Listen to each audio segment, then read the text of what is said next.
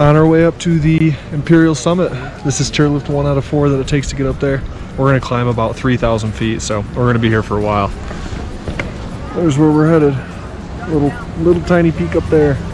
Not so tiny though.